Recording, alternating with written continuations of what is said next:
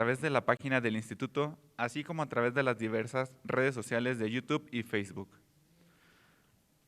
Vamos a dar inicio al panel que lleva por título Aportaciones de los institutos locales a la democracia nacional. En él se darán a conocer la relevancia de la labor que han realizado los diversos institutos en aras de consolidar la democracia en nuestro país. En este sentido, me permito presentar a las autoridades que estarán a cargo de este panel y que, como habrán de notar, corresponden a las presidencias de los institutos electorales que hace una semana celebraron elecciones. Nos acompañan Luis Fernando Landeros Ortiz, consejero presidente del Instituto Estatal Electoral de Aguascalientes.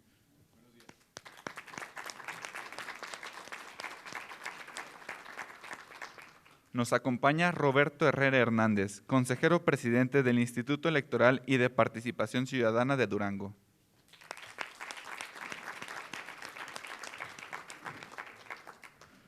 También nos acompaña Ariadna González Morales, consejera presidenta provisional del Instituto Estatal Electoral de Hidalgo.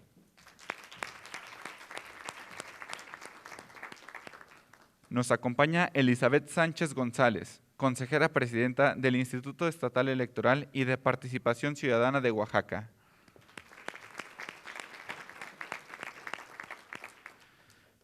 También nos acompaña Juan José Guadalupe Ramos Charre, consejero presidente del Instituto Electoral de Tamaulipas.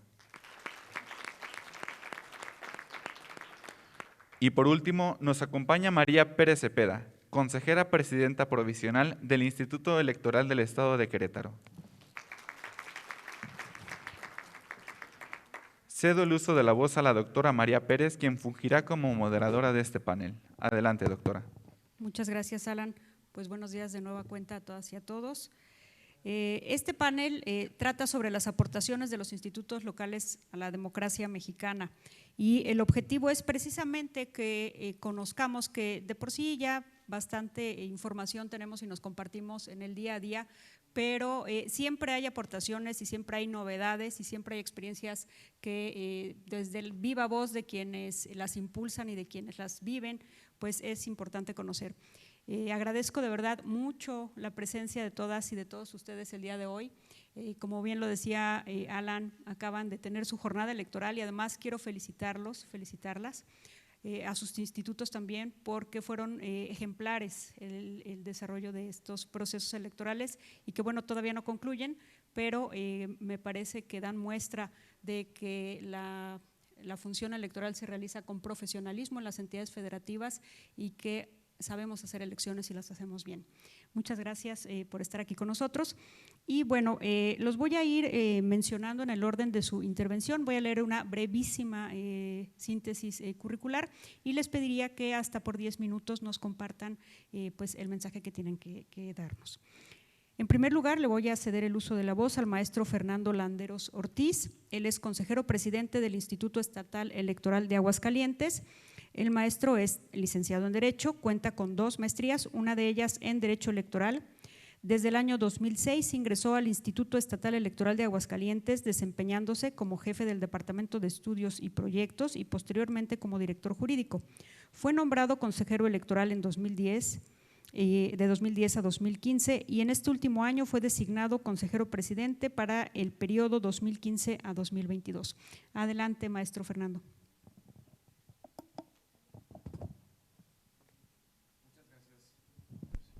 A ver si me escucho. Muchísimas gracias. Antes que nada, pues agradecer a todos y todas las consejerías del Estado del Instituto Electoral de Querétaro.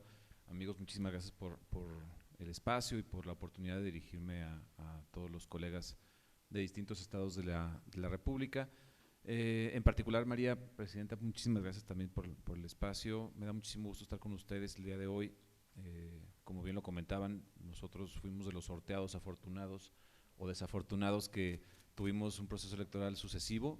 No sé, a diferencia de Aguascalientes, nosotros sí tuvimos empalme en los 2 procesos electorales. Todavía no concluía la etapa contenciosa del 2021 cuando ya estábamos dando inicio al 2022 y bueno, pues el objetivo de esta intervención pues es platicarles un poco de lo que sucedió en Aguascalientes en este proceso electoral, que como lo comentaban en la inauguración, estas seis elecciones creo que eran estratégicas para todo el sistema electoral, por la narrativa que existe, por el contexto que nos encontramos, en la cual, bueno, pues está de nueva cuenta discutiendo la pertinencia o no de la existencia de los institutos electorales en el país, de tal manera que el éxito de estos procesos electorales, pues creo que era un parteaguas para poder relanzar pues la defensa de los propios institutos electorales en las entidades federativas. Y pues bueno, no sé si pudieran alguien que esté manejando la presentación, vengo a platicarles, como les comentaba, un poquito de lo que tuvimos en Aguascalientes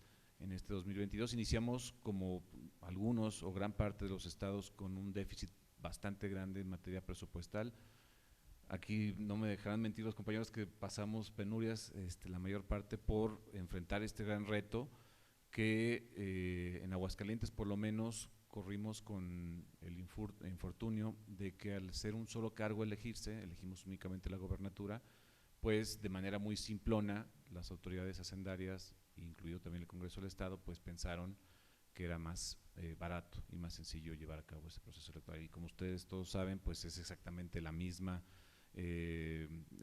cantidad de recursos humanos, materiales y presupuestales que tienen que invertir, y que incluso el componente político en este arbitraje dentro de un proceso electoral con el cargo principal en mi estado, pues se eleva muchísimo más. Y esto lo vimos reflejado en una cantidad pues sin precedente de procedimientos sancionadores, ¿no? Entonces, todo el área de oficialía electoral y del contencioso, pues prácticamente, y siguen trabajando allá, me los iba a traer y siguen con trabajo. Entonces, pues bueno, con un déficit de un 30% de lo solicitado inicialmente, pues arrancamos el proceso electoral, corremos todavía con una crisis presupuestal para poder cerrar el ejercicio fiscal, pero decidimos en el Consejo General pues darle prioridad obviamente al primer semestre del año, donde incluye por supuesto la jornada electoral. Aquí son algunas fechas únicamente, como bien lo saben, el INE de nueva cuenta, como en el 2021, atrajo y homologó las fechas tanto de precampañas como de las propias candidaturas independientes para la obtención del apoyo ciudadano para efectos de fiscalización. Todos los estados corrimos con este calendario, obviamente que la misma jornada electoral. La siguiente, por favor. Aguascalientes es un estado pues muy pequeño, es la segunda vez en 2021 que superamos apenas el umbral del 1,000,000 de electores en la lista nominal. Tenemos únicamente 11 municipios y 18 distritos electorales, y esto pues la verdad sí nos genera una ventaja frente a otros estados cuya geografía, conectividad, condiciones sociopolíticas muy diversas y muy complejas. Aguascalientes a cambio de este contexto pues es bastante sencillo de instalar consejos distritales, tener un PREP bastante ágil que prácticamente nos arroja, o casi, ahorita lo vamos a ver más adelante, la misma información al mismo tiempo que el conteo rápido incluso. Entonces, con estos números arrancamos el proceso electoral. Fueron instaladas 1,738 mesas directivas de casilla en todo el estado. Y pues bueno, tuvimos la particularidad, y me imagino que algunos de ustedes sí lo escucharon en prensa, porque trascendió incluso a Aguascalientes, que tuvimos el 100% de candidaturas de género femenino. Por primera vez después de 42 gubernaturas masculinas, obviamente, tuvimos la certeza en ese momento de que sí o sí íbamos a tener una gobernadora por primera vez en Aguascalientes. Esto generó, obviamente, que pues una atención muy particular. La gente se esperaba campañas electorales pues con un tinte muy distinto por ser únicamente mujeres, cómo iban a manejar el tema de violencia política de género en cuanto a sus discursos y la campaña, sobre todo ya entrada el proceso electoral. Y pues bueno, ahorita les voy a platicar cómo les fue. La siguiente, por favor. Estos fueron los contendientes. Tuvimos dos coaliciones mayoritarias. A diferencia de los demás estados, Morena aquí no compitió con sus aliados nacionales PT y Verde Ecologista. Ellos compitieron de manera individual junto con la coalición integrada por PAN, PRI y PRD, que al final del día pues resultaron ganadores. Tuvimos resultados muy distantes entre el primero y segundo lugar, y por supuesto Morena que compitió de manera individual. La siguiente, por favor. Bueno, y un partido político local, en el caso de Aguascalientes, Fuerza por México, al perder el registro nacional, sí lo alcanzó el 3% y le alcanzó pues para convertirse en partido local y participar en este proceso electoral, que no es spoiler, pero pues lo va a perder en este proceso electoral. Pero participó. Tuvimos otra particularidad, una prueba piloto que al INE le gusta mucho hacer este tipo de pruebas. Aguascalientes, creo que por las condiciones que les comentaba yo, de conectividad, de geografía, de todo lo que nos rodea, pues bueno, fue designado para tener esta prueba piloto, que es el voto anticipado. Les platico qué es. Es una extensión de el derecho político electoral que está consagrado en el propio LEGIPE, de aquellas personas que solicitan credencializarse, pero que les impide por un problema físico, algún padecimiento, acudir a un módulo para credencializarse. Bueno, pues este voto anticipado es una extensión de ese derecho y consistía en que se inscribieran en una lista particular y esas personas, una vez acreditadas, el INE, prácticamente este proyecto lo realizó, ejecutó el INE acudía directamente a sus domicilios con boleta en mano, con partidos políticos acompañándolos sin oficial electoral, para que desde su domicilio pudieran emitir su voto. La siguiente, tuvimos pues sí, una aceptación al final del día, pues la primera vez que sucedía algo así en el Estado, la gente, creo que ahí como área de oportunidad nos faltó difusión, tanto al INE como al Instituto Electoral. Estos proyectos fueron aprobados ya en este 2022, por ahí de enero, febrero. Estábamos ya muy aventajados, la gente estaba ya con la cuestión de las mujeres candidatas y todas esas cuestiones, y creo que sí nos faltó como área de oportunidad darle un poquito más de difusión. Si se fijan, únicamente 99 personas fueron las que participaron en este proyecto, pero bueno, al final del día se aplaude este tipo de iniciativas porque sí hay mucha gente que por ese tipo de circunstancias se pierde la oportunidad de votar. La siguiente, por favor. Y por favor, María, si me paso, córtenme el audio inmediatamente. Es que como que me quedo ahí. El segundo proyecto, que bueno, no es la primera vez en el país que se lleva a cabo, pero para nosotros como Hidrocálidos sí, y que estábamos un poco nerviosos, fue el voto electrónico. Fueron en dos estados de la República, Tamaulipas y Aguascalientes, los favorecidos con esta cuestión. Ahorita que nos platiquen en Tamaulipas qué tal les fue. A nosotros nos sacó un poco de balance porque con toda la crisis presupuestal, el INE llega con esta aprobación. Y nuestro programa de resultados electorales, que en Aguascalientes todavía acudimos a una licitación pública para con un tercero que nos brinde este servicio, pues bueno, no estaba dentro de la convocatoria, estaba adjudicada por supuesto la licitación, tuvieron que hacer adecuaciones que impactaron presupuestalmente en una adenda al convenio y pues bueno, eso fue a cargo y cuenta del presupuesto del propio Instituto Electoral. Al final del día, bueno, aparte de esa preocupación, teníamos la circunstancia de no tanto que no funcionaran las urnas, sino cómo lo iba a tomar la gente, los capacitadores y los propios funcionarios de casilla que están instalando y están presenciando cómo está funcionando la casilla. Si tuvieran algún problema, pues cómo iban a poder atajarlos. Obviamente que toda esta actividad dependía directamente de los asistentes electorales. Creo que ahí la delegación a los mejores CAEs o más capacitados, a los asistentes los mandó a estas casillas y creo que lo transitamos sin ningún tipo de problema. Tuvimos en la jornada electoral una falla únicamente, había todo un equipo del Instituto de Jalisco que nos proporcionó las urnas, lo atendieron de inmediato y de ninguna manera se suspendió la votación. Fueron esos distritos los que pueden observar, un número importante de ciudadanos que pudieron utilizar esta urna. Como conclusión a este proyecto, decirles que mucha gente sigue pidiendo la boleta física. Tuvimos algunos, no problemas, pero sí tuvimos la necesidad de, me queda un minuto, de intervenir para poderles explicar que era sí o sí en voto electrónico. Pero bueno, fue parte también del avance en este proceso electoral y bueno, pues estamos dando esta sensibilización para los propios electores de que estas herramientas son confiables y que no pasa ningún problema. La siguiente, por favor. Esa me la voy a pasar rápido, es el voto en el extranjero, que prácticamente todos aquí lo hemos presenciado en sus estados y corremos con las mismas reglas. Tuvimos voto postal y voto electrónico. La siguiente, por favor. También la siguiente. Aquí como consecuencia, bueno, como conclusión del voto en el extranjero, mucha gente sigue pidiendo el voto postal y con todo y que se inscribieron los pocos por el voto electrónico, recibimos al final del día muy pocos votos de vuelta, de tal manera que el voto postal no era la causal por la cual la gente no votaba desde el extranjero. Creo que es más bien un compromiso que se comparte también con la poca calidad de la ciudadanía aquí en territorio nacional. Ese padecimiento sigue también en el extranjero. Adelante. Y pues bueno, creo que sí, adelante, estos son los números. Voy a dejar la presentación por si alguien los quisiera obtener. Adelante, estos son los resultados del voto en el extranjero. Del conteo rápido también fue la primera vez que lo presenciamos en mi estado, la utilización de este instrumento, que como les comentaba al inicio, la geografía es tan benéfica para este tipo de instrumentos que el PREP prácticamente estaba dando ya un 70, un 60% de resultados cuando salimos a anunciar el conteo rápido y había una tendencia muy marcada. De cualquier manera, pues es un instrumento valioso que en una contienda muy competida, pues bueno, seguramente servirá. Para nosotros nos sirve mucho. Había una gran diferencia, el PREP tuvo cerca del 80-85% de casillas capturadas con PREP casilla, entonces imaginarán que pues, para las 10 de la noche ya teníamos un 90, un 85% ya de avance. Entonces, pues bueno, es a grandes rasgos lo que pasó en Aguascalientes. Cualquier duda, comentario, estoy a sus órdenes. Y disculpen la demora. Muchísimas gracias.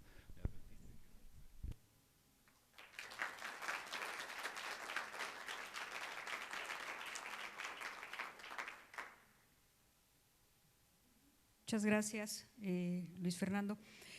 Damos ahora el uso de la voz a el maestro Roberto Herrera Hernández. Él es presidente del Instituto Electoral de Participación Ciudadana del Estado de Durango, es licenciado y maestro en Derecho, se ha desempeñado como vocal distrital del Registro Federal de Electores, como asesor jurídico del Consejo General del Instituto Electoral y de Participación Ciudadana del Estado de Durango y como magistrado del Tribunal Electoral del Estado de Durango, órgano que también presidió. Actualmente es presidente del mencionado instituto, cargo que desempeña desde el año 2020. Adelante, maestro. Muchas gracias. Buenos días, tardes tengan todos y todas.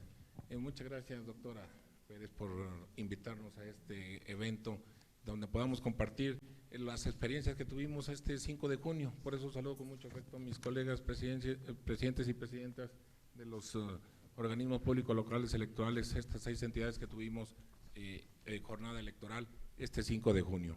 Y con el saludo cordial de mis compañeros y compañeras consejeros electorales, David Arámbula, Cristi Campos, Norma Pulido, Ernesto Saucedo. Saludo a todos los asistentes. Hay un mandato de la Constitución, de los tratados internacionales, de la propia Ley General de Instituciones y Procedimientos Electorales, las propias leyes locales, que nos mandata tener un piso parejo para todas las personas, tener una equidad en cada uno de nosotros, garantizar el de los derechos políticos electorales de los ciudadanos, pero de una manera equitativa. Esto es, cumpliendo a cabalidad con la Constitución, con los tratados, con las leyes, pero si no se contempla a cabalidad algún supuesto, tenemos que emitir acuerdos, realizar algunas acciones afirmativas, donde podamos contemplar a grupos vulnerables. ¿Cuáles son estos? Mujeres, migrantes, jóvenes, personas con alguna discapacidad, personas de la diversidad sexual, adultos mayores, migrantes. Este es el universo que nosotros tenemos que ir contemplando en cada uno de nuestros procesos electorales. Nosotros la primera tarea que tuvimos en el Consejo General, aquí mis compañeros y compañeras de nuestro Consejo General, fue tener un acercamiento con todos los sectores de la sociedad duranguense, jóvenes, mujeres, diversidad sexual, personas con alguna discapacidad, partidos políticos incluso. Solicitamos información a la Comisión Estatal de Derechos Humanos, al propio Instituto Nacional Electoral. Nos allegamos de alguna información de ver cuál era el padrón, la lista nominal, cuáles eran los números y sobre todo también cómo estaba el escenario tanto en el Congreso de nuestro estado como en la integración de los ayuntamientos. Y si nos vamos paso a paso, vemos que, por ejemplo, el grupo de mujeres era una representación muy efímera, muy raquítica en cada uno de los ayuntamientos. Lo más que se había logrado tener una presencia de mujeres en los ayuntamientos fue en el 2016-2019. con apenas el 60%. Bueno, para el 19-22, en lugar de aumentar la presencia de las mujeres, disminuyó. Entonces, nosotros visualizamos eso y tuvimos que realizar o emitir acciones afirmativas para poder tener una en los ayuntamientos, pero no nada más en las regidurías, en los cargos de representación proporcional, sino también de mayoría relativa. Esto es que encabezaran los ayuntamientos. Vimos a la comunidad indígena y también vimos que en todas las legislaturas pasadas había habido un solo diputado hace aproximadamente 15 años. Y nos vamos a la diversidad sexual, no había ningún registro. Con personas con alguna discapacidad, un solo diputado hace aproximadamente también 15 años. Migrantes, pues ninguno. Jóvenes, algunos, que a pesar de que son más de 4,000 registros, solamente el 12% de jóvenes estaban registrados como candidatos.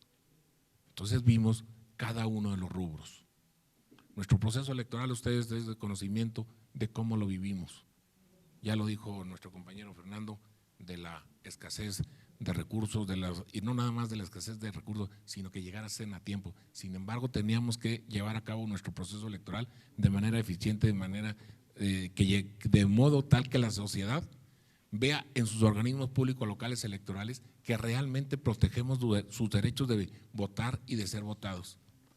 Y con gusto puedo decir que la jornada electoral del 5 de junio para las 6 entidades federativas fue todo un éxito. Y así nos fuimos rubro por rubro. Con la jornada electoral del 5 de junio, con mucha satisfacción puedo decir que nuestras acciones afirmativas redituaron a cabalidad. Por ejemplo, con las mujeres. De 39 presidencias municipales, como acción afirmativa, dijimos que tenían que ser 20 mujeres quienes encabezaran las presidencias municipales con cada una de las fuerzas políticas. Que si el candidato era hombre, la suplente podría ser mujer. Que si el síndico era hombre, la síndico podía ser mujer. Que si el primer regidor era hombre, la suplente podría ser mujer. Y así nos fuimos. Con los jóvenes, dijimos, en mayoría relativa de 39 presidencias municipales, todas las fuerzas políticas están obligados a mínimo postular a 2 jóvenes, encabezando dos de las 39 presidencias municipales. Y pusimos en una sola bolsa a las personas con diversidad sexual o con alguna discapacidad para que al menos una fuera encabezada por cada una de las fuerzas políticas, una de 39 presidencias municipales. Eso fue en mayoría relativa. En indígenas, tenemos un municipio que tiene el 86% de población indígena. Pues ahí también dijimos, oiga, fuerzas políticas tienen la obligación de que presidencia municipal o sindicatura tenía que ser uno de la comunidad indígena, porque en ese municipio tenían la costumbre de que un trienio era un indígena y un trienio era una persona no indígena, y se hizo costumbre. Hoy en día no, hoy forzosamente tiene que encabezar o la presidencia municipal o la sindicatura, y esas fueron las acciones afirmativas en tratándose de mayoría relativa. Y en representación proporcional, dijimos en aquel municipio que tiene 17 regidurías como es en la capital, pues al menos uno de estos grupos que ya mencioné, mínimo en la octava, máximo en la octava posición, iba a ser postulado uno. En los municipios que tenían 15 regidurías, en la 7ª posición. En los que tenían 9, en la 7ª, y los que tenían 7, mínimo en la 5ª. Y eso trajo como consecuencia, y al igual que Aguascalientes, nosotros tenemos 2 años consecutivos con elecciones. Lo tuvimos el año pasado para integrar el Congreso del Estado y hoy gobernatura y regidurías. Pues con orgullo lo puedo decir que el año pasado emitimos acciones afirmativas donde contemplamos a estos grupos vulnerables, sobre todo a las mujeres, a los indígenas, y por primera ocasión en la historia de Durango tenemos 13 hombres diputados y 12 mujeres diputadas. Es la paridad a cabalidad. Este es el escenario que está actualmente en el Congreso del Estado. Pero en la integración de los municipios para este año, y contando, lo puedo decir con mucho orgullo, que para las presidencias municipales hoy en día 17 mujeres han salido victoriosas en la contienda del 5 de junio. 17 mujeres y 12 hombres vamos a tener en el próximo trienio. Vamos a tener 23 mujeres en la sindicatura y 16 hombres. Vamos a tener 169 mujeres regidoras por 158 hombres. Vamos a tener 5 adultos mayores regidores. Vamos a tener 2 personas con alguna discapacidad. Vamos a tener 6 personas pertenecientes a la diversidad sexual, 2 hombres y 4 mujeres. Vamos a tener 9 indígenas en las regidurías, 6 hombres y 3 mujeres. Y vamos a tener 33 jóvenes en las regidurías, 12 hombres y 21 mujeres. Este es el resultado de las acciones afirmativas. Por último, un dato muy importante, los migrantes. Yo creo que este es un tema que debemos darle mucha importancia. En el estado de Durango se registraron 2.351 duranguenses que viven en el extranjero y que decidieron votar desde su domicilio en alguna parte del mundo, de los cuales 962 dijeron que querían votar de manera postal y el resto electrónico. Las cifras pues no son nada alentadoras, 291 voto postal por 294 electrónico, o sea, ni siquiera llegamos al 25% de votación. Los migrantes nos dicen que por los dólares que mandan, que es 1,5 millones de duranguenses que viven en Estados Unidos, casi el número que tenemos en todo el estado de Durango, y que por el hecho de mandar dólares, remesas mes a mes o cada día a nuestro estado, deben de tener una presencia. Probablemente nos falta motivarlos. Tamaulipas fue el primer lugar en porcentaje de votación de nacionales, de mexicanos que votaban en el extranjero, Durango en segundo lugar. No nos enorgullece. Probablemente nuestras acciones afirmativas sean en el sentido de que entre mayor número de ciudadanos que pertenecen a un grupo vulnerable se les premie con alguna posición, no nada más por el número de integrantes de una comunidad. Ejemplo, personas con alguna discapacidad en Durango hay más de 100,000 y ya los visualizamos para que sean candidatos y candidatas. Habría que ver cuánto se refleja. En eso que les menciono de los duranguenses en el extranjero, dicen que hay 1,5 millones de duranguenses en el extranjero, 41,000 tienen credenciales para votar con fotografía, 23,000 tienen alguna matrícula consular y votaron nada más el 24% de 2.351. Es enorme la atención, el tiempo, los gastos. Probablemente tendríamos que hacer algo más para que ese grupo tenga una vinculación estrecha con la sociedad, pero no nada más el número, sino la manera en que participan. Creo que sería un tema muy importante que debemos de tener mucha atención para que pueda participar y para que la sociedad de verdad visualice a sus organismos públicos locales electorales como un ente que protege sus derechos de votar y ser votados, pero que visualiza a cabalidad la inclusión. Muchas gracias. Muchas gracias, maestro Roberto. Bueno, damos ahora paso a presentar a la maestra Ariadna González Morales. Ella es presidenta provisional del Instituto Estatal Electoral de Hidalgo, es licenciada en Sociología y Demografía, maestra en Desarrollo Sustentable y también cuenta con estudios de maestría en Derecho Electoral. Desde 2018 se encuentra laborando en el Instituto Estatal Electoral de Hidalgo, siendo nombrada en 2020 consejera electoral y en 2022 consejera presidenta provisional del Consejo General.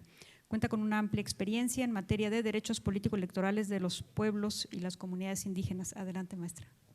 Muchas gracias. Muy buenos días a todas y a todos. Antes que nada, pues agradecer la invitación. Presidenta, un gusto estar acá. Colegas, es un gusto también poder estar con ustedes en esta mesa Y bueno, me parece de suma importancia este panel que tenemos el día de hoy, porque justamente es pensar que desde lo local se teje la democracia, es decir, nosotros conocemos a nuestros propios estados, conocemos los contextos que se viven, y en ese sentido es como nosotros desde los institutos estatales electorales podemos realmente aplicar las acciones afirmativas que son necesarias para nuestros estados. Es decir, no son las mismas acciones afirmativas que el estado de Hidalgo puede replicar, que es como en el caso de Tamaulipas, en el caso de los que estamos acá presentes, Aguascalientes y demás, son contextos diferentes y la sociedad es diferente. Por eso la importancia de poder hoy dar vista de esta importancia de los institutos estatales electorales. En el caso de Hidalgo, nosotros pues desde el 2017 hemos aplicado acciones afirmativas en cuestión de personas indígenas, de paridad y demás. Antes de referir precisamente el tema de este último proceso electoral de la gubernatura, me gustaría platicarles también un poco del último proceso de diputaciones, en donde nosotros tuvimos a bien aplicar acciones afirmativas para personas con discapacidad, personas de la comunidad LGTBIQ+, jóvenes y personas integrantes de pueblos y comunidades indígenas. A esta elección nosotros le llamamos la elección o el proceso de la inclusión, debido a las diversas acciones afirmativas que tomamos. Y en este sentido, este proceso electoral, la siguiente por favor, la siguiente. Nosotros, en ese sentido, les comentaba que aplicamos esas 4 acciones afirmativas para estos grupos vulnerables y las personas integrantes de pueblos y comunidades indígenas.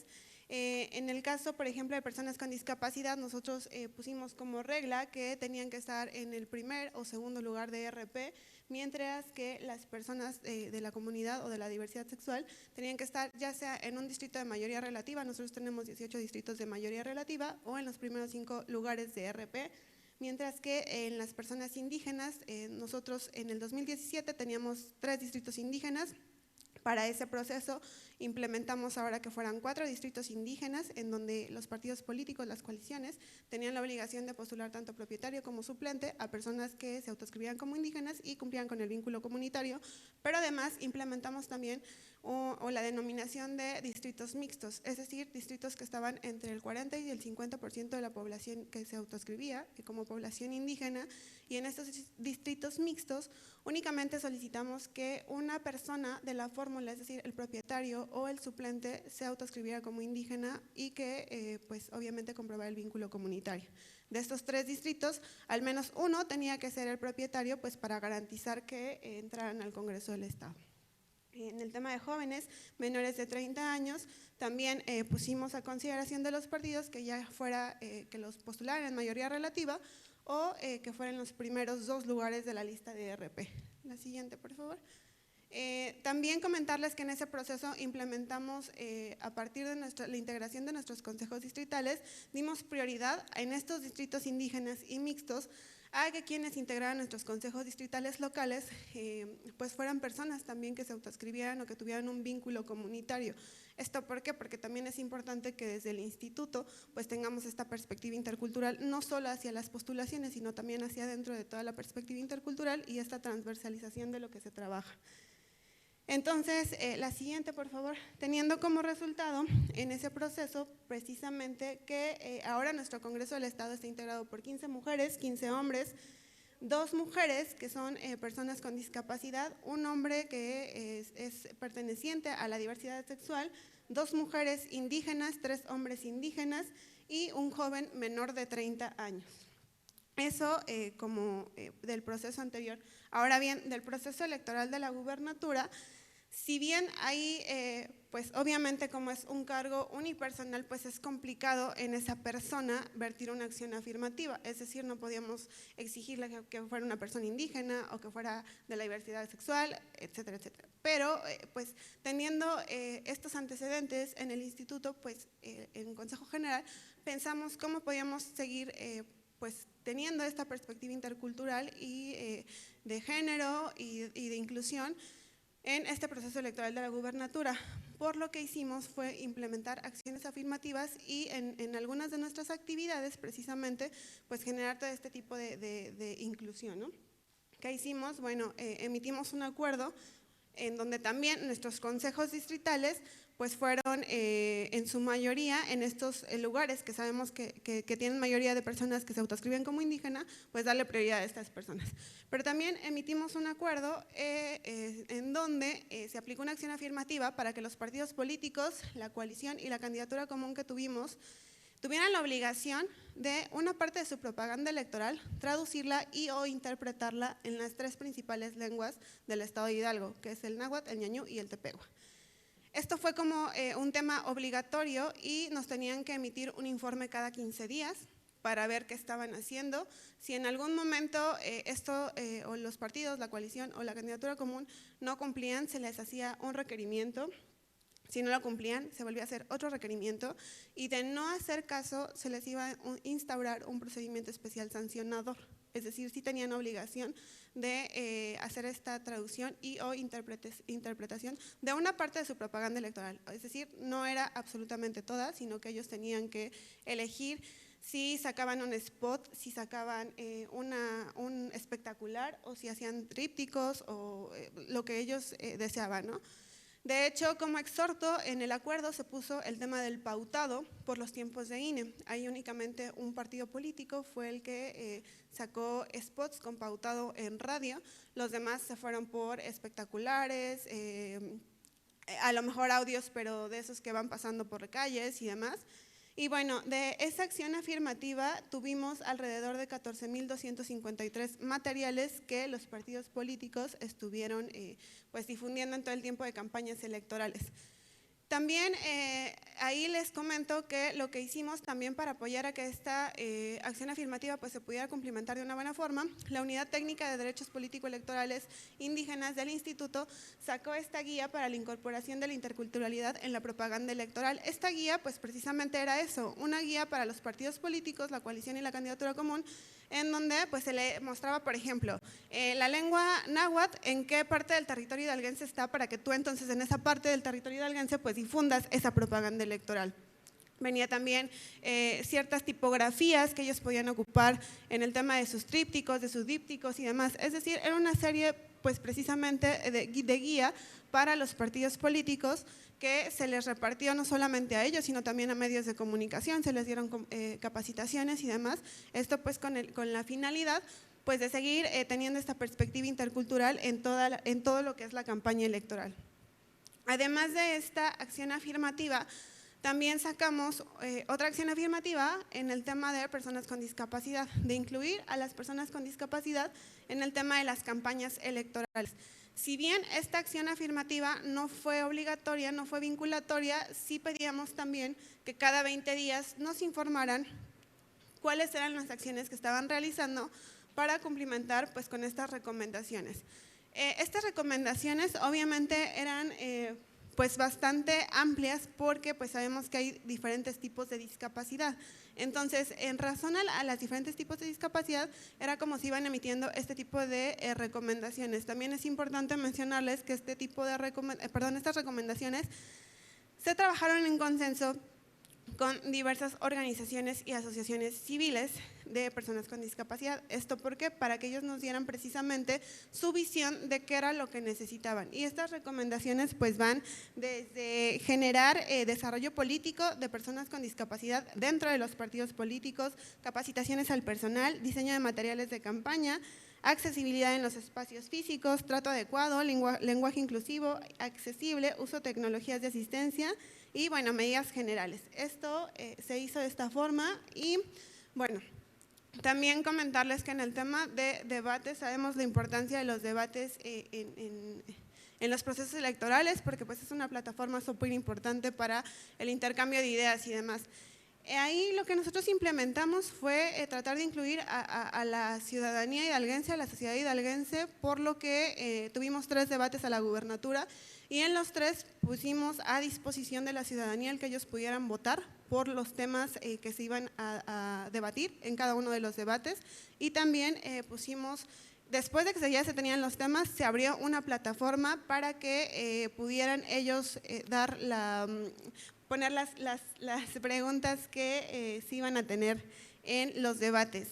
Pero también es importante mencionarles que estos debates fueron también traducidos en náhuatl y otomí en tiempo real. Es decir, había 3 transmisiones de nuestros debates para que estuvieran en español, en náhuatl y otomí. Esto para tener precisamente pues, esta perspectiva intercultural que no solamente va al tema de la representación política, del ejercicio de los cargos públicos, sino también dentro de todas las actividades que como institutos estatales electorales pues hacemos. La última cuestión que me gustaría comentarles pues es el tema novedoso que tuvimos también en Hidalgo del voto en prisión preventiva. Nosotros como Estado somos el único Estado que tenemos ya legislado por Código Electoral el derecho de las personas que se encuentran en prisión preventiva para participar en todos los mecanismos de participación ciudadana y procesos electorales que el Instituto Estatal Electoral de Hidalgo organice. Si bien ya se tenía el antecedente de la prueba piloto que se hizo en el proceso federal anterior, nosotros ya lo tenemos como obligación y ya no era una prueba piloto. En ese sentido, nosotros tenemos en el Estado 13 cerezos en el Estado. Sin embargo, a principios, cuando se empezó a manejar cómo se iba a tratar este voto en prisión preventiva, únicamente había condiciones en 4 de esos cerezos que lo importante de mencionar, perdón, es 5 cerezos, porque es el cerezo femenil y varonil de Pachuca, Tulancingo, Jaltocán y Tula. En esos 5 cerezos se tenía a más del 70% del universo de población que está en prisión preventiva, fue en los que se aplicó y bueno, pues fue un mecanismo como en el federal de voto anticipado postal. Ahí se tenía el 70% de población, se hizo conforme a modelo y lineamientos operativos de INE, en donde pues, se tenían que inscribir en la lista nominal y demás. Tuvimos solicitudes de más de aproximadamente 800 personas, pero por diversas situaciones, solamente los que quedaron inscritos en la lista nominal fueron 130 personas. De ahí el listado final que tuvimos de votantes fue de 116 personas. Y ya nada más comentarles muy de rápido de las áreas de oportunidad que se vieron del proceso federal, de la prueba piloto, nosotros pues tratamos de cubrir esas áreas de oportunidad. ¿Con qué? Por ejemplo, en el proceso federal no hubo observadores electorales, lo que nosotros sí tuvimos observadores electorales dentro de los penales, tuvimos representantes de los partidos políticos, tuvimos observadores de derechos humanos. Otra cuestión fue que en el proceso federal, las personas que iban a emitir su voto no conocían las propuestas electorales hasta el día que les entregaban la boleta. Nosotros lo que implementamos fue, 1, solicitamos a los partidos políticos, a las candidaturas, que nos mandaran un video para que pudieran conocer y se los pudieran transmitir, ellos pudieran conocer con anterioridad a las personas que estaban contendiendo en la gubernatura. Además, les llevamos en conjunto con una asociación civil un taller de derechos político-electorales y además el primer debate se los retransmitieron y el segundo debate lo pudieron ver en vivo dentro de los cerezos. Entonces, esto pues la verdad me parece que es un muy buen avance de lo que se ha estado trabajando y bueno, finalmente teníamos 3 días para este voto anticipado postal, sin embargo, por la cantidad de personas se pudo realizar en el primer día, el lunes, y bueno, tuvimos ese resultado. Pues dejaría hasta aquí por el tiempo y pues agradecerles, muchísimas gracias.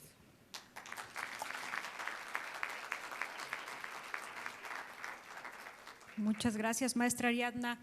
Pues recogería de estas 3 participaciones del panel varias reflexiones. La verdad es que sin las acciones afirmativas que se han implementado en los organismos públicos, en los institutos electorales, pues muchas de las personas que el día de hoy están ejerciendo un cargo de elección popular, probablemente o seguramente no habrían tenido esa oportunidad. Entonces, hay novedades muy interesantes que nos platica la maestra Ariadna. Me parece que es un ejemplo a seguir algunas de las actividades que ellos están realizando en Hidalgo. Por ejemplo, me llamó mucho la atención todo lo que están haciendo en materia de voto informado. Creo que esa es una gran área de oportunidad que tenemos todos los institutos y bueno, seguramente tendrás muchas preguntas y nos acercaremos a pedirles alguna orientación. También en cuanto al voto en prisión preventiva, me parece que también es un tema que pues tenemos por ahí pendiente. Quedan muchas dudas en cuanto a la implementación y bueno, pues es otra área de oportunidad. Voy a dar ahora el uso de la voz. A ver, un momento. A la licenciada Elizabeth Sánchez González, presidenta del Instituto Estatal Electoral y de Participación Ciudadana de Oaxaca. Ella es abogada y especialista en Derecho Electoral y Derechos Humanos de las Mujeres. Además, es experta en temas de pluralismo jurídico y sistemas normativos indígenas, derecho a la libre determinación. Asimismo, ha impulsado acciones en beneficio de los derechos políticos de las mujeres indígenas y afromexicanas. Adelante, licenciada.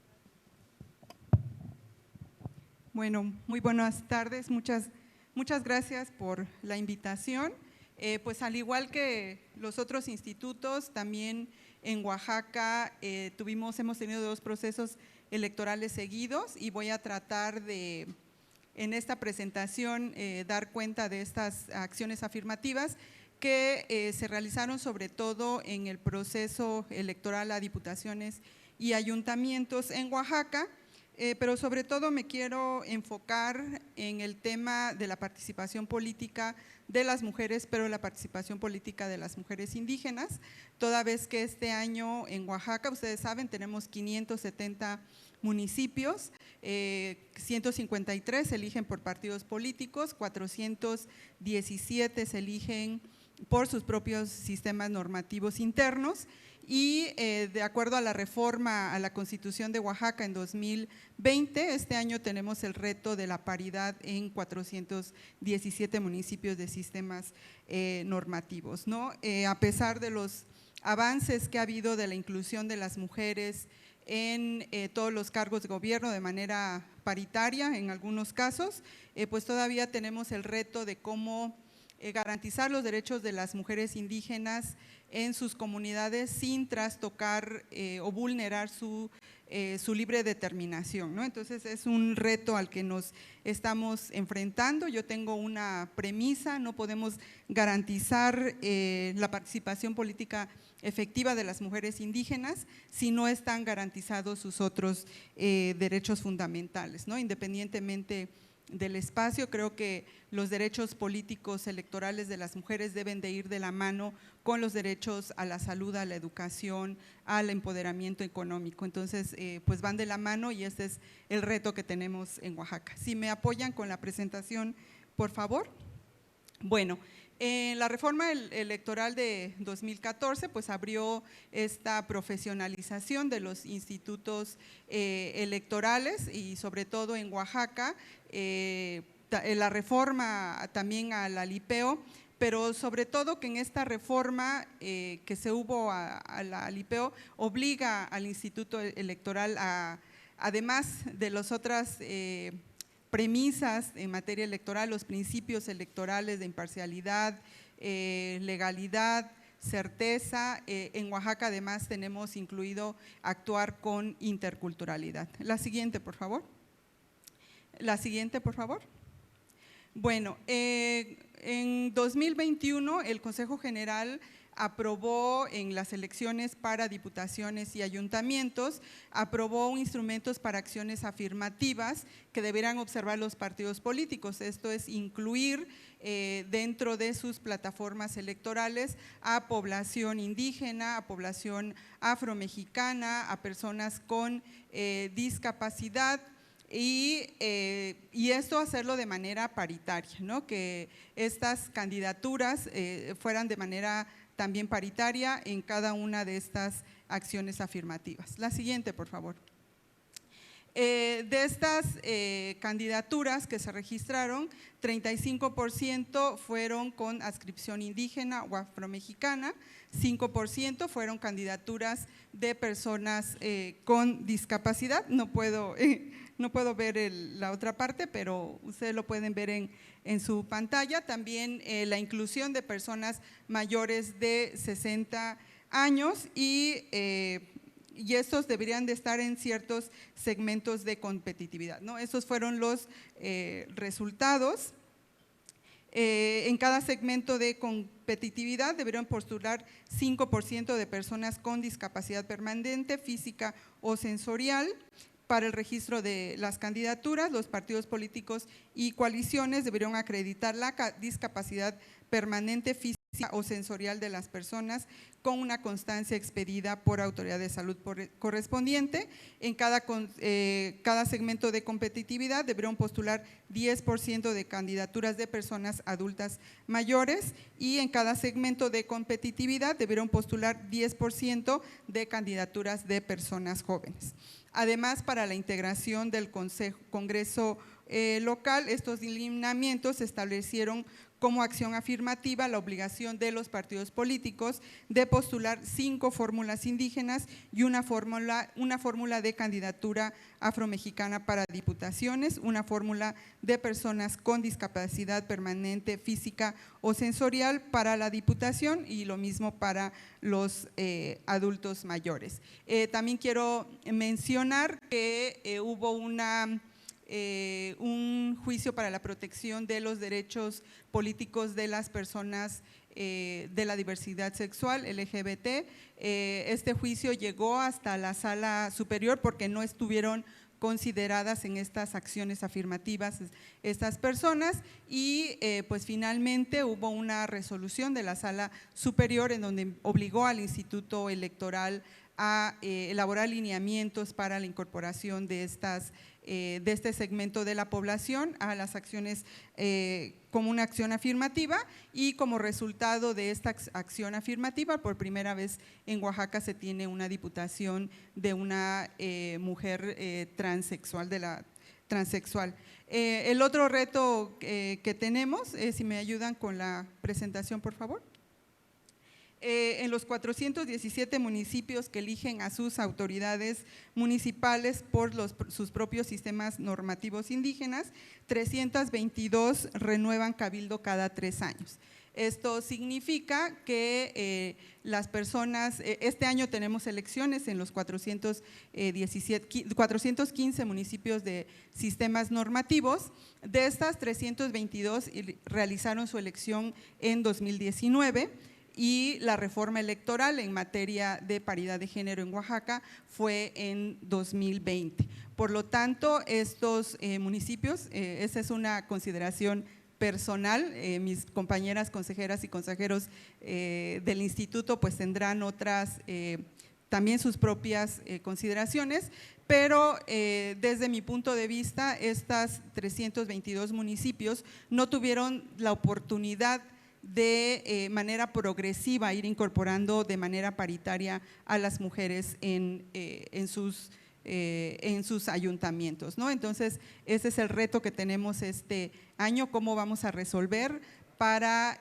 respetar la libre determinación de los pueblos y comunidades indígenas, pero también respetar el derecho de las mujeres a acceder a los cargos públicos y a la participación política.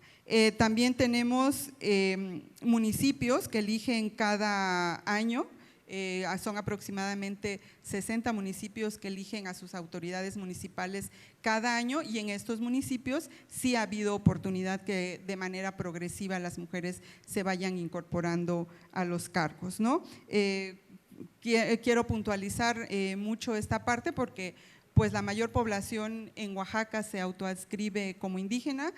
Yo soy zapoteca, una compañera, la consejera Zaira, que se encuentra también aquí con nosotros, también es zapoteca. Entonces, ¿cómo incorporamos nosotras las mujeres esa visión cuando estamos en estos, pues en estos puestos, ¿no? Y las acciones que debemos de realizar desde donde estamos a favor de las mujeres, pero también a favor de los pueblos y comunidades indígenas. Esto es así brevemente en cuanto a la participación que hubo a nivel municipal y de las diputaciones, pero también quisiera comentar las acciones afirmativas que se realizaron en Oaxaca ahora en el proceso electoral. Por primera vez hubo lineamientos, hubo una convocatoria para que la población indígena en Oaxaca también propusiera sus propias candidaturas y esto fue con una figura de candidatura independiente indígena. Hubo el registro de 2 personas, 2 hombres, que una persona mixteca y otra persona zapoteca que participaron en esta convocatoria y creo que tuvieron al menos una de ellas muy buenos resultados a pesar de pues que el financiamiento para la campaña fue realmente muy desigual entre esas personas y los partidos políticos, ¿no? Cada una de las candidaturas recibió 850,000 pesos para las campañas, a diferencia de los partidos políticos, ¿no? Entonces, al tener Oaxaca la mayor población indígena en el país, creo que es justo esta acción afirmativa que se dio a favor de los pueblos y comunidades. Las reglas para que pudieran acceder a una candidatura, pudieran registrar una candidatura, fueron flexibles, no fue como con los candidatos independientes, que tienen que tener cierto número de afiliados o de simpatizantes en cada distrito electoral, sino que la convocatoria estableció que podrían ser por medio de asambleas comunitarias que estas personas pudieran obtener el registro, ¿no? Con el respaldo de las asambleas comunitarias.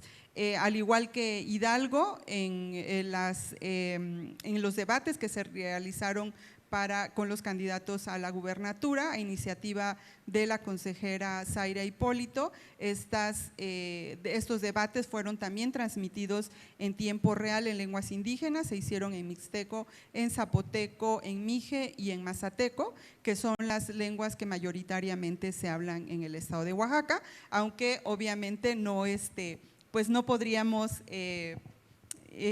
llegar a toda la población, ¿no? Solamente el zapoteco tiene 56 variantes, el mixteco tiene mixteco de la costa, mixteca alta, mixteca media, mixteca baja, entonces pues sí fue un gran reto para el instituto por primera vez poder tener estas acciones afirmativas o que las candidaturas también fueran accesibles a la población indígena, ¿no? Y bueno, finalizar con el tema también de la participación de los migrantes. La mayor parte también de la migración que existe en Oaxaca, sobre todo hacia Estados Unidos, pues es de población indígena. La forma en que nosotros pudimos llegar a esta población fue en contacto con las organizaciones de migrantes que existen en los Estados Unidos sobre todo, y también una característica muy especial de Oaxaca es que el voto migrante no únicamente se dio en esta ocasión para la gubernatura, el voto de los migrantes en Oaxaca tiene pues muchísimos años, desde los 40 hay asambleas, sobre todo de los municipios de sistemas normativos, que realizan asambleas simultáneas cuando van a elegir a sus autoridades municipales, tanto en Oaxaca como en lugar de residencia o donde estén establecidos mayoritariamente los migrantes, ¿no? Hay una característica de un municipio de la Sierra Juárez, San Pablo Macuiltianguis, que realiza su asamblea por Skype, al mismo tiempo que se realiza en la comunidad, se realiza en Estados Unidos. Si sale electa una persona que reside en Estados Unidos, pues regresa a Oaxaca a cumplir con el cargo, ¿no? Y bueno, tenemos un enorme reto con esta gran población que tenemos, pero creo que el instituto ha ido avanzando a lo largo de todos estos años con todas estas acciones afirmativas. Muchas gracias.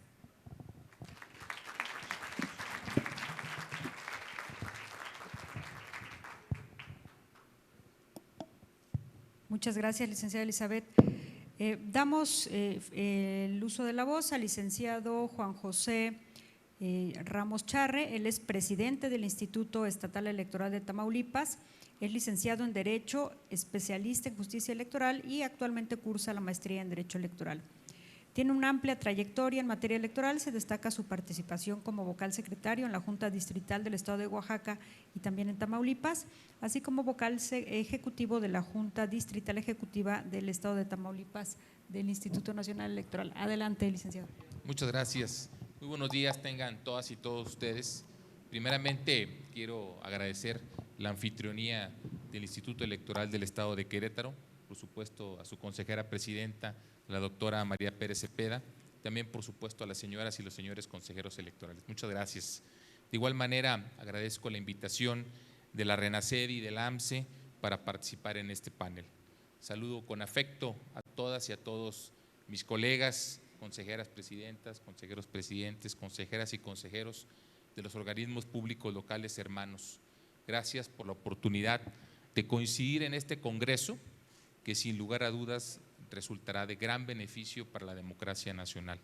pero sobre todo para el fortalecimiento del federalismo electoral. Reciban un saludo de las señoras y señores consejeros electorales. Aquí nos acompañan la consejera Débora González, el consejero Jerónimo Rivera, el consejero Eliseo García González. Muchas gracias. Durante la magnífica presentación del libro Voto en Prisión Preventiva, nuestros amigos Gloria Isela, Carlos Rubén y José Eugenio nos compartieron ayer precisamente la grata noticia de que hoy nos congregamos en este evento colegas de 28 entidades, que estamos cada una y cada uno de nosotros desde nuestra trinchera haciéndonos cargo de la dirección, conducción y ejecución de la función electoral en cada una de nuestras entidades en momentos que son particularmente desafiantes. En el marco de este Congreso Nacional, Acciones Afirmativas para la Inclusión, Agenda 2023-2024, reconozco la oportunidad que se nos brinda a las señoras y señores presidentas, presidentes de las entidades que hace 18 días tuvimos la que sin lugar a dudas fue una jornada electoral exitosa. Creo que nuestra presencia en este panel tiene una clara intencionalidad y, para decirlo en una expresión que es muy común, que es bastante coloquial, es la que todas y todos cerremos filas. Esta reunión nos da la oportunidad de demostrar nuestra unidad y nuestra comunión de objetivos, y ello manda un mensaje muy significativo, pero a la vez muy poderoso. Somos un sistema y las aportaciones de los órganos electorales locales, todo lo que hemos escuchado esta mañana y lo que escucharemos en el transcurso de las próximas horas, nos ha permitido llegar al momento en el que nos encontramos. Lo cierto es que ante la necesidad de superar la rivalidad en las relaciones entre el poder central y los entes autónomos, desde 1936, James Perry Clark, y 20 años después, por allá de 1960, Morton Grotius, sentaron las bases de un federalismo cooperativo, mismo que presupone la coparticipación de poderes y funciones entre las distintas entidades federales y estatales.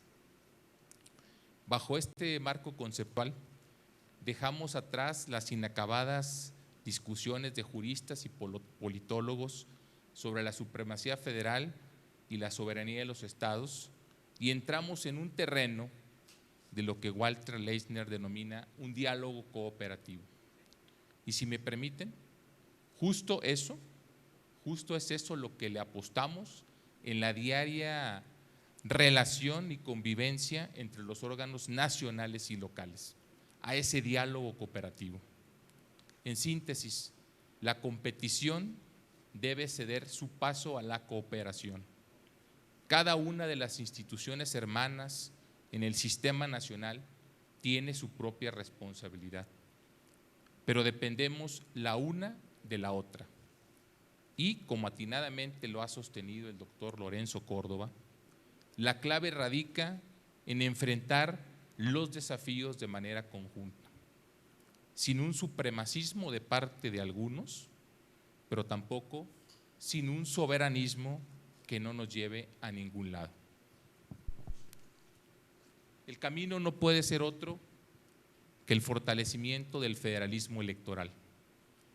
Si bien el IFE, en el periodo de 1990 a 2014, organizó al menos 8 elecciones federales, no menos cierto resulta que en 8 años, del 2014 al 2022, el INE y los OPLES hemos organizado mucho más de 200 procesos electorales.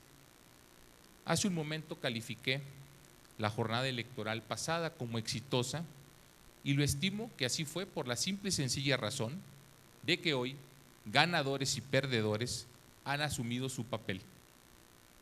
Y en la etapa del proceso electoral en la que nos encontramos, el conflicto, que sin lugar a dudas es consustancial a la democracia, se dirime por los cauces institucionales. Y esto es así fundamentalmente gracias a la enorme participación ciudadana, que es el factor que materializa todos los cambios. En Tamaulipas, el pasado 5 de junio tuvimos un ejercicio democrático de gran trascendencia, donde las y los tamaulipecos acudimos en forma copiosa a las urnas. Un 53.09% del listado nominal acudimos a elegir al próximo gobernador constitucional del estado. Y esta cantidad, en número de sufragios, es mayor a la votación obtenida en el año 2016. Quiero compartir con ustedes muy rápidamente algunos proyectos que hemos impulsado el equipo de consejeras y consejeros electorales. Primero que nada, nuestro PREP propio, el orgullo de nuestro nepotismo, diría, justamente.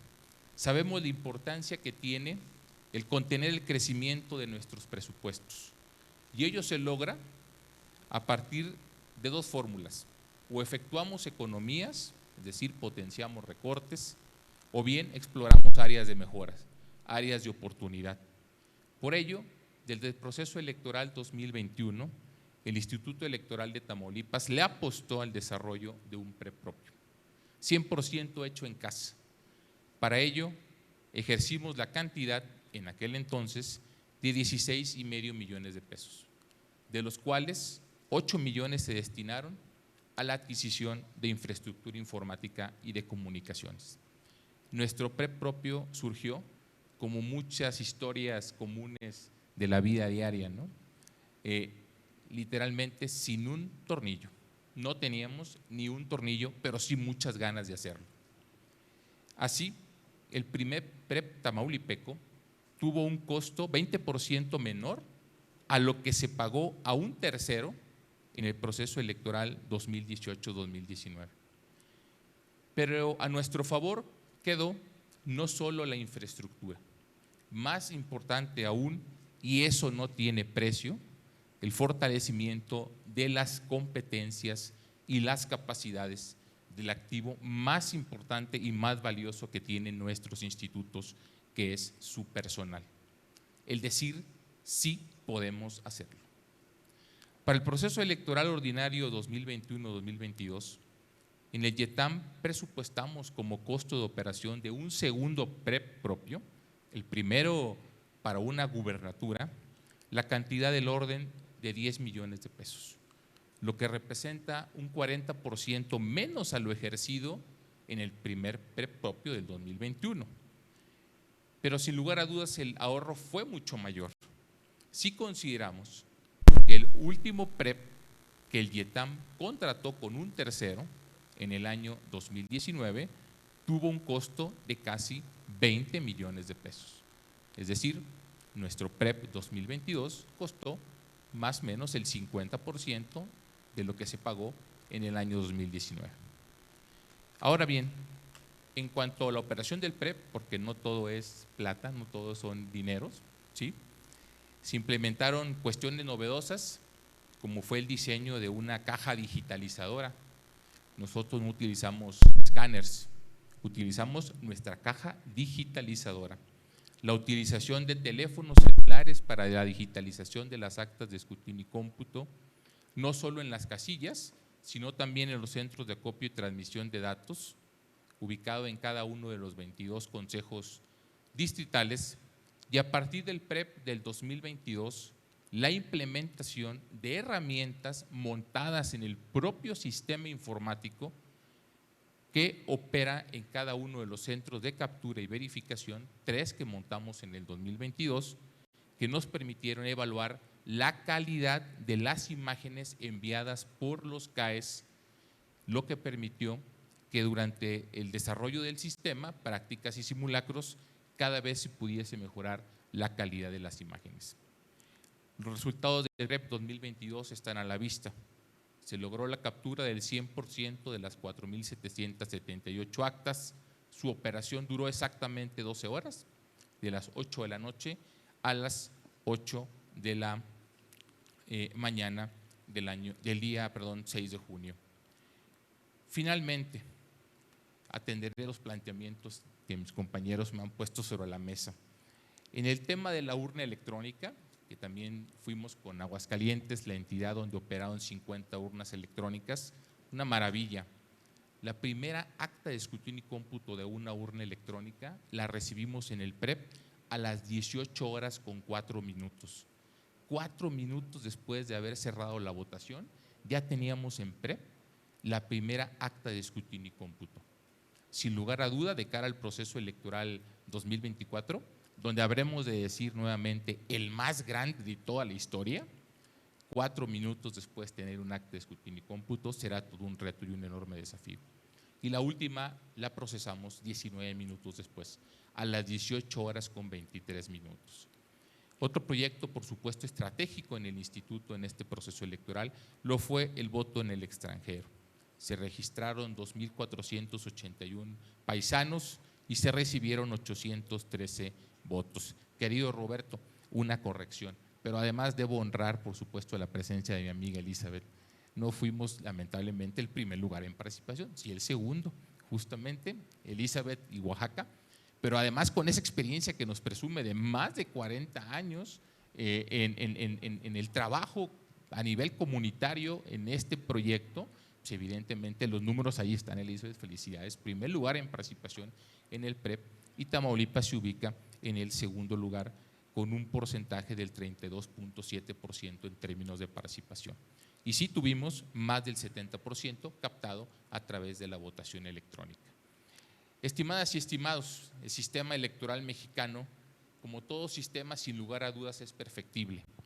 Y por eso estamos aquí, para contribuir con nuestra experiencia al fortalecimiento democrático, reafirmando que la labor que desarrollamos los institutos locales contribuye inequívocamente a la consolidación de un modelo electoral basado en gran medida en la capacidad que tenemos para enfrentar los nuevos retos con unidad, con trabajo y con compromiso.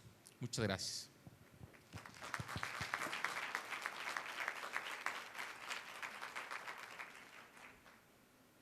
Muchas gracias.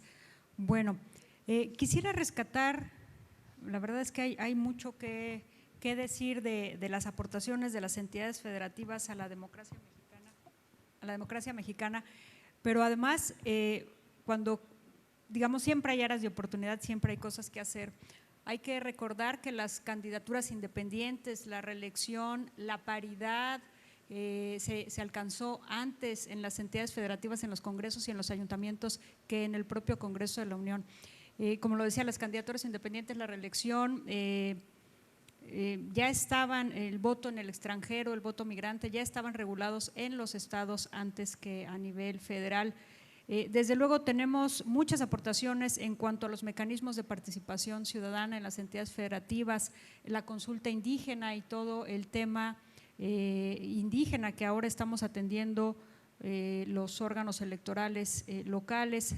Desde luego el uso de herramientas electrónicas como la urna electrónica, el PREP casilla también se dio en los estados, las regidurías étnicas, etcétera. Hay sin duda un sinnúmero de aportaciones de las entidades federativas a la democracia, pero ahora vemos otro tipo de aportaciones que se siguen haciendo y que pues tenemos como áreas de oportunidad este tema de los debates traducidos a lengua para contribuir al voto informado. El tema de recomendar a los partidos políticos incorporar a las personas con discapacidad en algunos procesos y de promover la participación política de ellos, pues también es muy importante. La verdad es que ha sido un panel sumamente enriquecedor. Los estados que tuvieron elecciones sucesivas también es un reconocimiento a esta actividad que realizan los institutos electorales. Hay la verdad un montón de preguntas.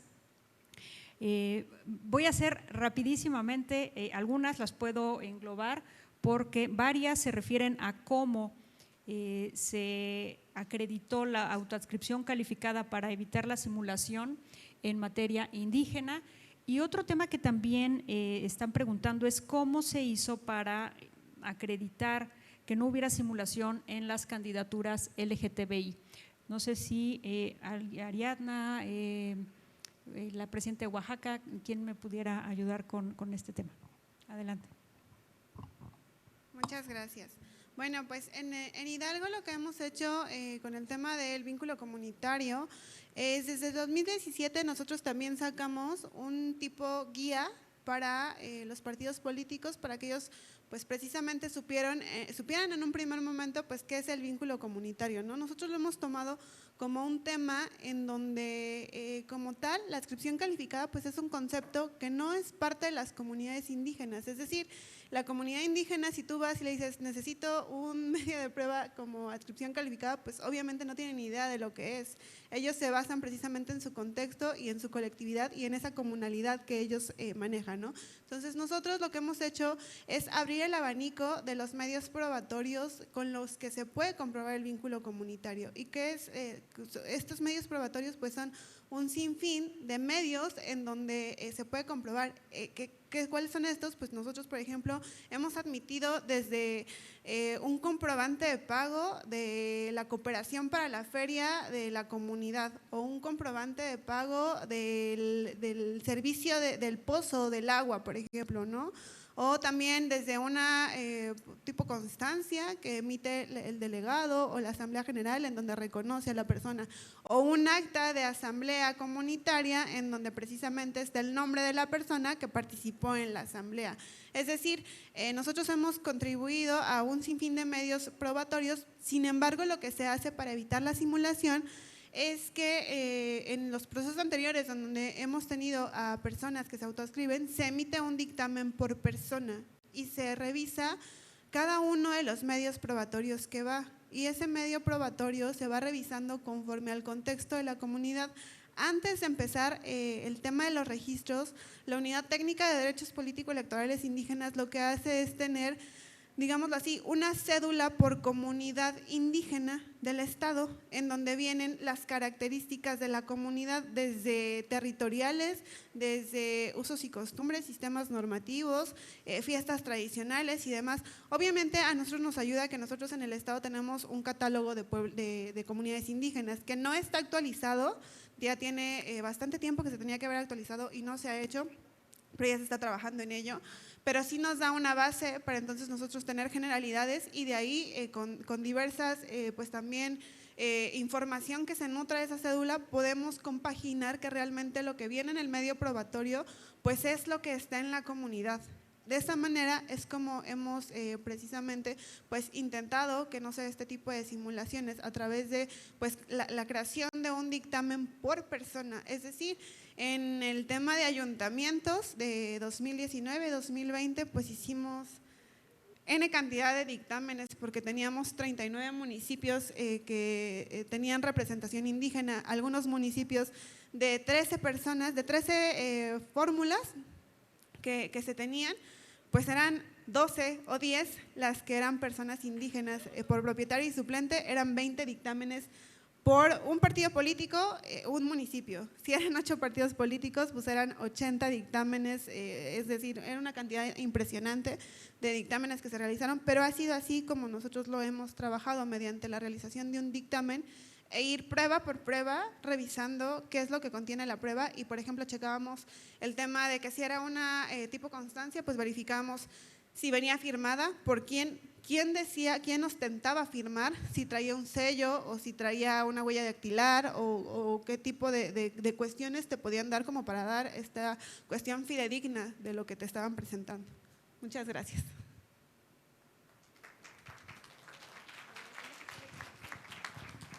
Bueno, creo que en Oaxaca, bueno, en este caso de las elecciones a la gubernatura, las dos personas, pues obviamente los lineamientos claramente decían que tenían que ser respaldados por las asambleas obviamente de los pueblos y comunidades indígenas.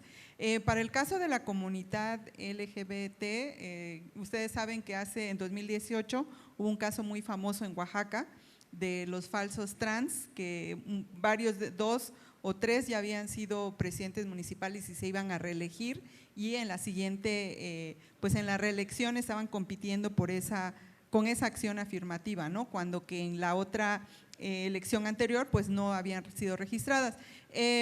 Los lineamientos marcan que deben de ser reconocidas por las organizaciones, ¿no? de personas de la diversidad sexual o LGBT y o que su forma de vida sea clara hacia la comunidad, ¿no? En Oaxaca, sobre todo en el istmo de Tehuantepec, pues esta es una población reconocida por las propias comunidades, la población Muxe, que son hombres, más bien mujeres transexuales, pero la característica es que son indígenas, por eso llevan ese nombre, ¿no? Es la comunidad Muxe y es únicamente en el istmo de Tehuantepec, porque también se ha creído que es la población Muxe en todo el estado de Oaxaca, que sea trans, ¿no? Pero no es así, es únicamente de esta población de Oaxaca. Y en Oaxaca pues hay muchas organizaciones que trabajan este tema y son quienes respaldan estas candidaturas. Y por otra parte, creo que este ejercicio que está haciendo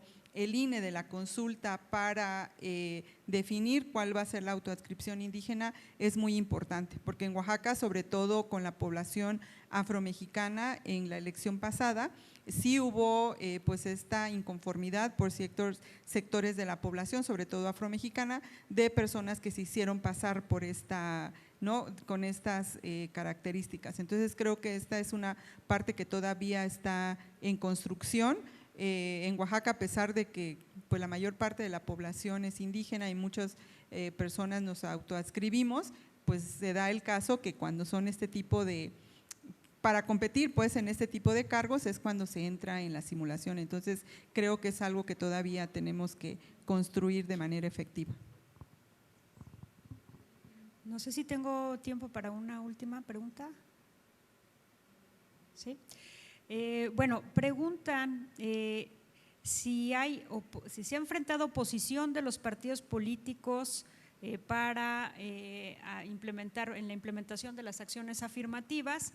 Preguntan también si las personas de la comunidad LGTBI han llegado efectivamente a los cargos de elección popular con motivo de las acciones afirmativas y cuál es el reto principal de los programas de voto en el extranjero.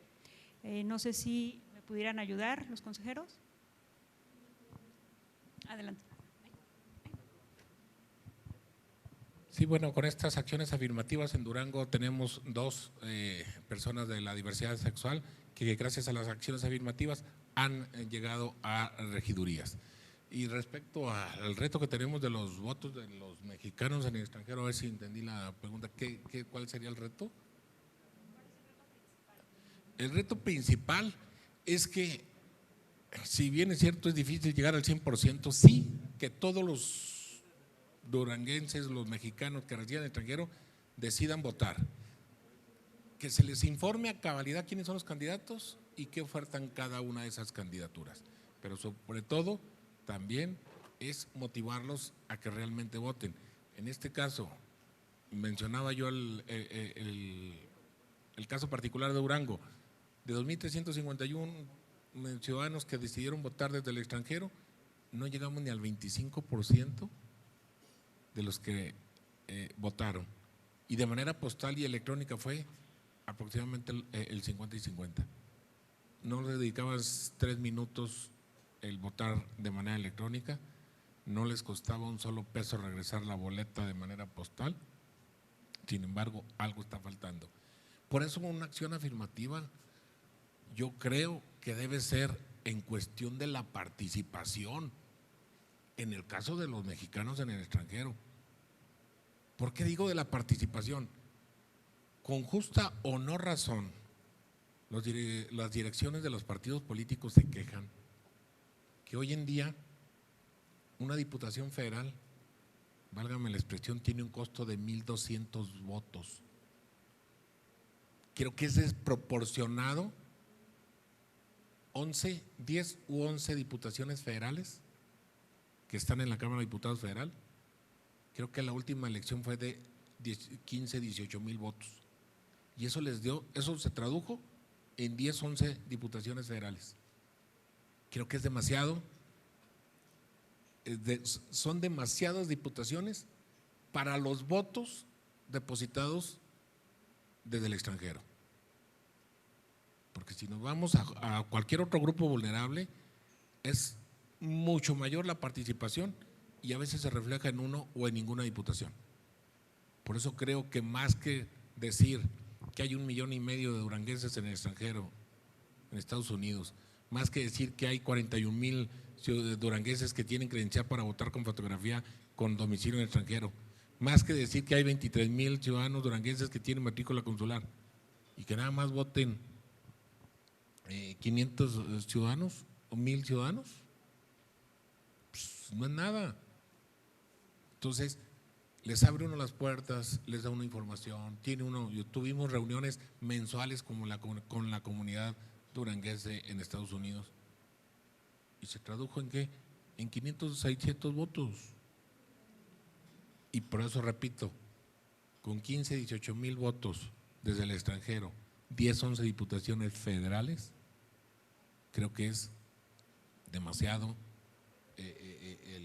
es desproporcional, es descomunal la proporción de lo que representan a veces posiciones con el número de votos, con independencia de cuántos estén en el extranjero.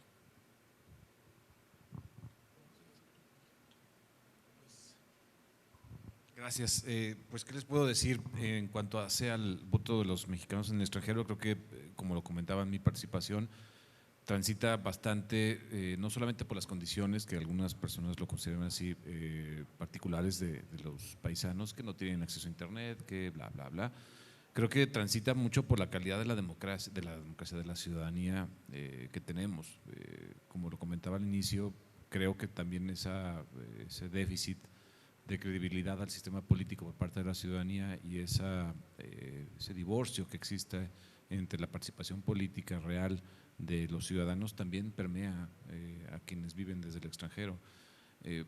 Punto y aparte merece, creo que, la democratización de la vida interna de los partidos políticos. O sea, de nada nos sirve, hablando en términos generales, tener acciones afirmativas que ya garantizan no solamente la paridad, que la dejamos ya como tarea cumplida, y ahorita ya estamos hablando de la atención de grupos de atención prioritaria, pero en cuanto a esa cantidad, creo que nosotros lo garantizamos de manera efectiva.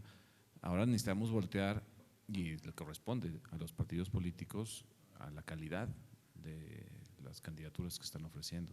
O sea, creo que también esa parte transita bastante el que tengamos elecciones como esta 2022, en la que lastimosamente con la principal elección de por medio, que es la gobernatura en nuestros estados, pues no superamos el 50%. O sea, algo estamos haciendo o dejamos de hacer para tener estos resultados, y creo que eso nos corresponde a todas y todos, no solamente a las autoridades electorales, sino que también gran parte voltear a ver a los partidos políticos, a lo que están haciendo al interior de los partidos políticos, a cómo están generando ciudadanía, porque ellos también construyen ciudadanía. Y al final del día creo que las candidaturas que nos ofrecen como electorado pues tendrían que ser sus mejores cuadros, esos ciudadanos más virtuosos, más populares, con más arraigo. Y pues bueno, estamos viendo las urnas que no es así. Entonces el programa del voto en el extranjero pues creo que también comparte ese mismo déficit de ciudadanía. Esa será mi participación. Muchas gracias.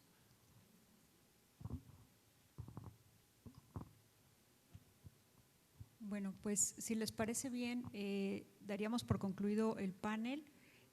Tenemos ya nuestros siguientes panelistas conectados y ya están listos para iniciar con el siguiente. Les agradecemos mucho, mucho de verdad su participación y bueno, pues les tenemos por aquí unos obsequios que les vamos a entregar ahorita o más tarde. Ya no sé.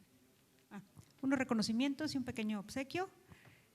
En nombre del Instituto Electoral del Estado de Querétaro, le entregamos este reconocimiento por su participación a la maestra Ariadna González, a la licenciada Elizabeth Sánchez,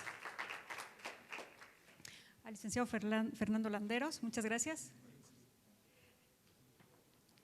al maestro Roberto Herrera Hernández y al licenciado Juan José Ramos.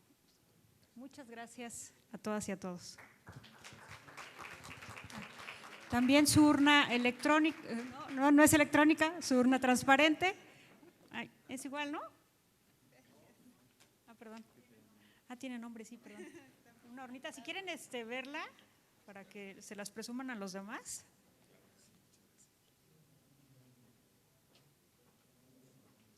Gracias. Muchas gracias a todos por su participación.